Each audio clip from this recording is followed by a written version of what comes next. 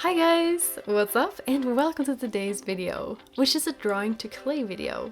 And in these videos I choose one of your drawings and I try to make a clay version out of it.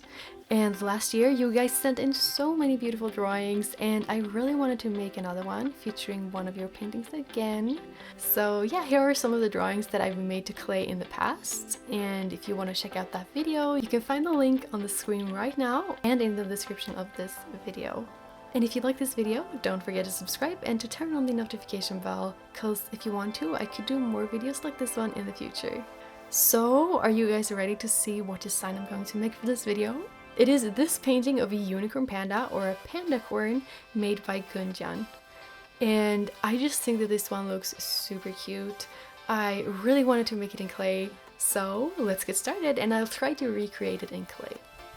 So as always when I'm making pandas, I start out with a white clay and I just used my fingers to make the panda as similar as possible to the one in the picture.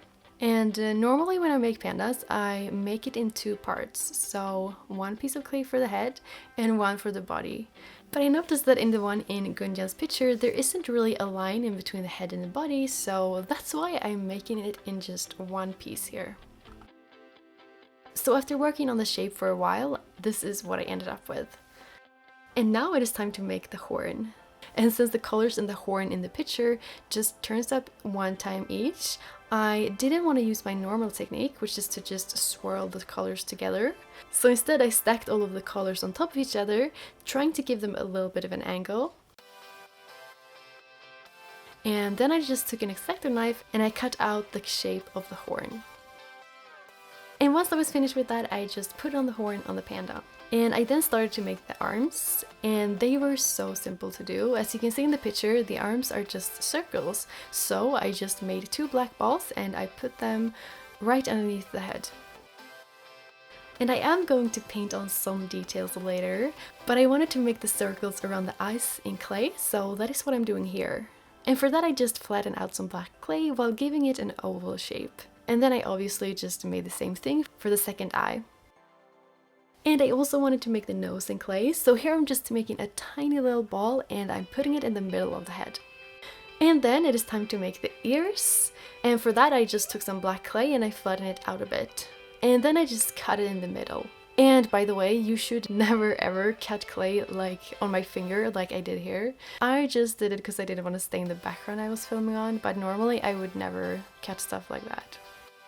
But anyways, just put on the ears and now it is time to make the feet. And they are really simple to do. I just did the same thing as I did with the ears, but without flattening them out so much. And once the feet were done, I just added a little tail and then it was time to bake the clay. And once the clay had cooled down, I just painted on the last details. Here I'm using a small dotting tool to put on the white for the eyes.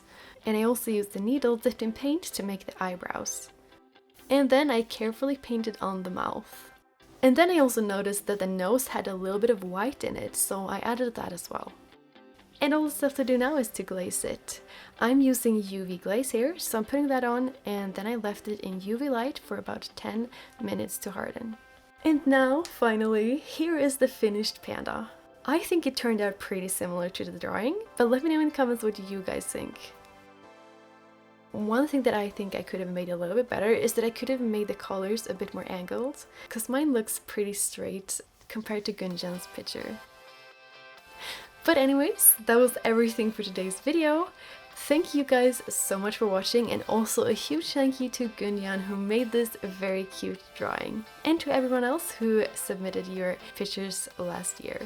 And I'll see you in the next video. Bye!